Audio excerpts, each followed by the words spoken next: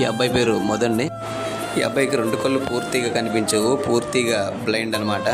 వీడికి బండి అంటే చాలా ఇష్టం, అందులో బుల్లెట్ బండి అంటే చాలా ఇష్టం. వచ్చినప్పటికంటే అడుగుతున్నాడు వీడు బండి ఎక్కుతానని.